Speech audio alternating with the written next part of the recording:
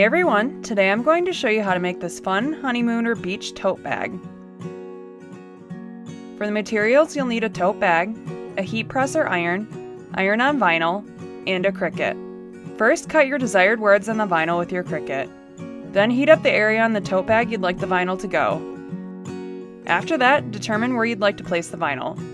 Cover it with a heat-safe paper and place the heat press or iron on it. I actually picked the wrong temperature at first. For a cotton canvas mix, have it at a temperature of 340 degrees, not 315. Once done, remove the heat-safe paper and peel off the transfer tape. And that's it! It's so easy and makes a super cute gift for newlyweds or even yourself.